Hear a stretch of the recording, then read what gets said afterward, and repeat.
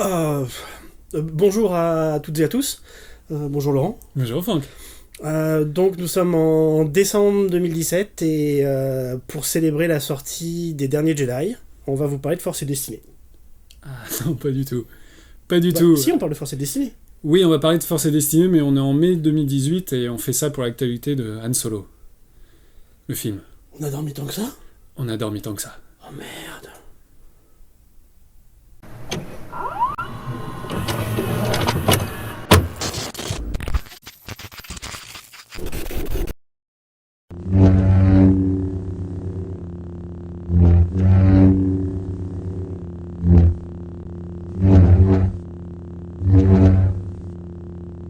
Bonjour et bienvenue sur le podcast anonyme. On va vous parler donc de Star Wars, Force et Destinée. On va vous parler de toute la gamme, c'est-à-dire la boîte, kit d'initiation, le bouquin, La campagne, et puis un petit focus vite fait sur l'écran et son livret. sur l'écran et son livret. Si on a tout ce matériel, c'est qu'il y a une raison qui est... Que Edge gentiment nous l'a fourni. Edge FFG France, voilà, et voilà, parce qu'ils savent qu'on est des fans de Star Wars et ils nous ont fait un joli, Joli comme on don. dit, exemplaire de presse, voilà. C'est ça. Et ça ne nous empêchera pas d'être juste dans notre critique d'aujourd'hui. Exactement. Et Voilà. critique qui va commencer donc par le kit d'initiation, voilà la boîte. Donc, on y a joué. On a commencé vraiment par cette boîte. Vite fait, il y a du bon et du moins bon. Oui. On va dire que le moins bon, c'est le scénario. Oui. C'est le scénario qui est fourni, qui est vraiment pas terrible. Faut aller d'un point A à un point B, traverser un pont, aller dans un temple. Enfin, on dirait un mauvais dungeon crawling. C'est pas terrible. Ouais, c'est vrai. Faut savoir que sur quelques scénarios, c'est un peu le problème là. Je trouve pour Force et Destinée. Sur quelques scénarios, c'est pas non plus terrible. Il y a un scénario qui est sur le net qui suit celui du kit d'initiation qui est pas top. Et je trouve que celui qui est fourni dans l'écran n'est pas non plus génial. Heureusement, vite fait, ça a l'air de se rattraper un peu sur la campagne Chronique du Gardien, dont vous toucherez un petit mot à la fin de cette vidéo. Voilà. Dans ce qui est bon, j'avoue que c'est dans le terme kit d'initiation, ça porte bien son nom, c'est-à-dire que Star Wars, c'est un jeu assez... FFG, c'est un jeu assez spécial. D'ailleurs, pour les règles... Oui. Il suffit d'aller voir la vidéo qu'on a sortie à l'époque de la sortie de Rogue One. C'est ça. Sur Aux confins de l'Empire, où voilà, on vous explique les règles en long, en large et en travers. Voilà, on a décidé de pas y revenir là. Allez voir cette vidéo, puis revenez C'est ça. pour faire ses destinées. Donc, faut savoir juste ces règles, les règles de FFG Star Wars, sont quand même un peu dures à appréhender en tant que MJ, et encore plus dures à faire comprendre aux joueurs. L'avantage du kit d'initiation, donc qui comporte 2 livrets, un des règles, un pour les règles et un pour le scénario. Ce livret d'initiation est absolument génial. Il aborde déjà les règles, c'est une sorte de mini-jeu, quoi, mini-règle du jeu en lui-même.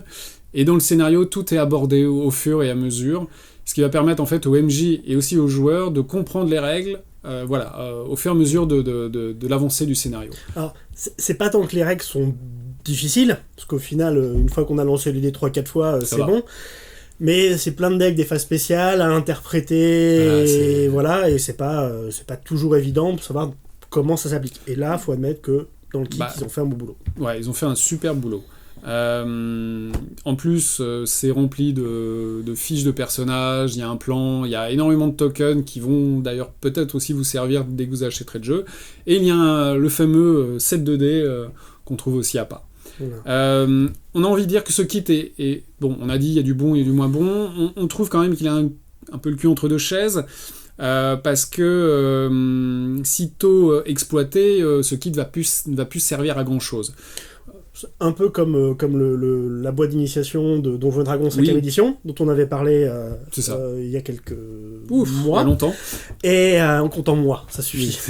Et où on a à peu près la même chose, hein, c'est un one-shot entre guillemets, sauf que la boîte Donjons et Dragons, c'était 5 soirées de jeu avec un gros scénario très bien écrit. On en avait dit beaucoup de bien à l'époque. Ah, il est super.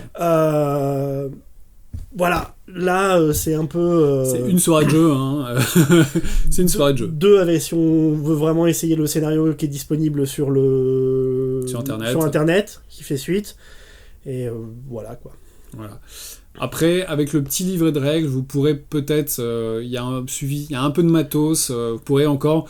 Si vous avez l'imagination, créer peut-être 2 ou 3 autres scénarios, mais après ça, c'est vrai que... Pour débloquer toutes les capacités des personnages. Pour débloquer un peu les capacités. Après ça, c'est vrai que le kit ne va plus servir à grand-chose.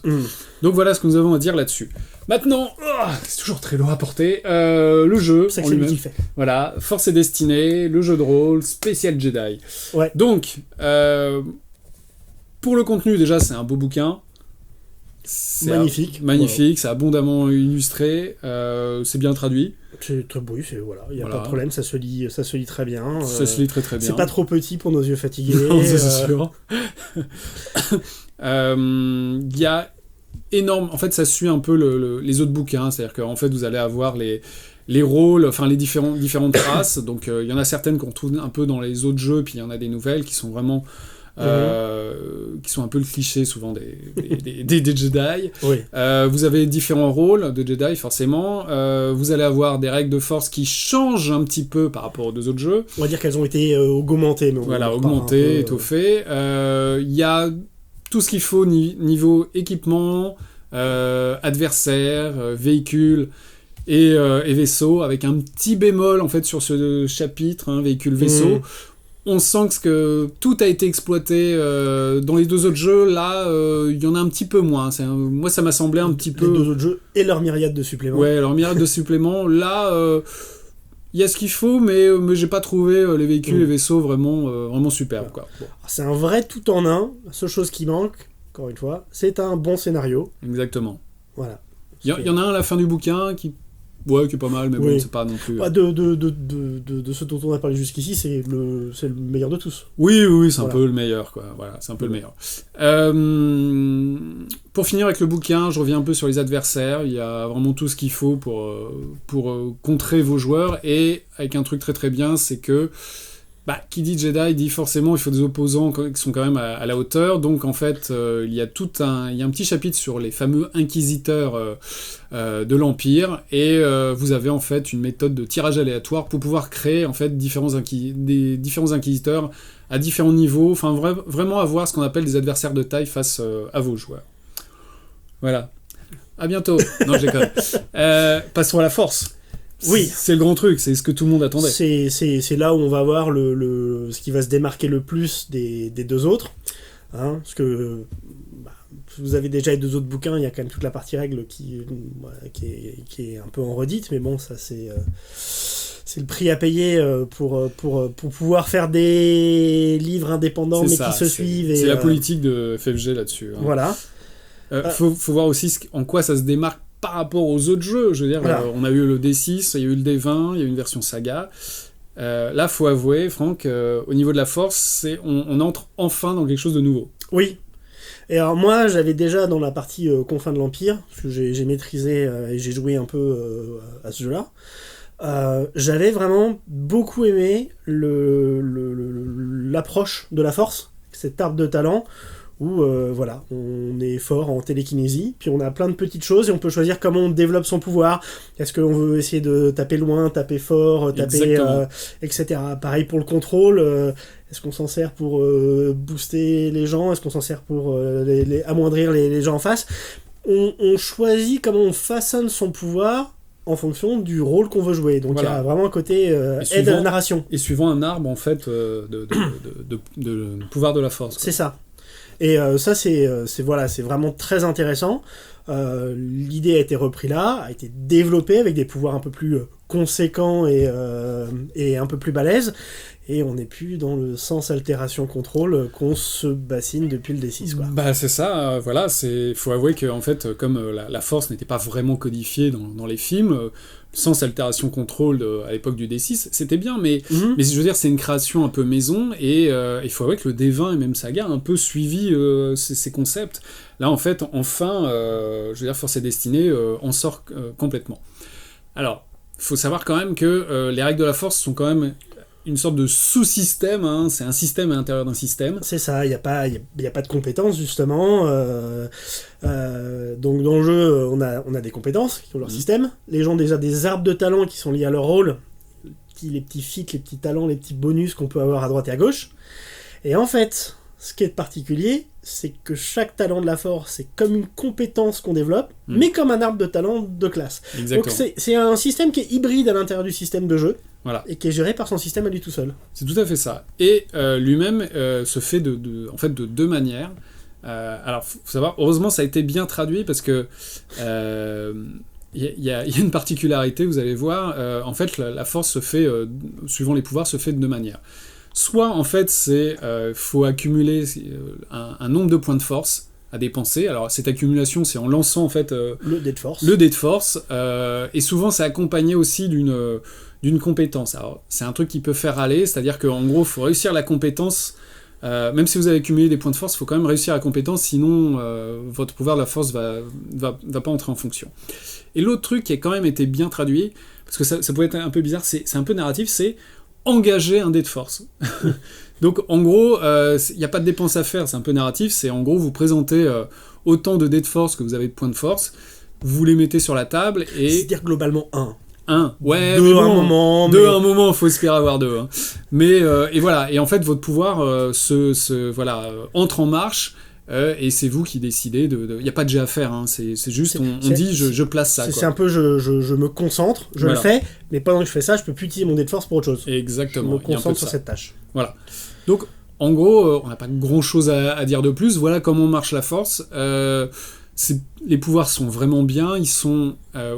moi, je trouve qu'ils sont entre le côté...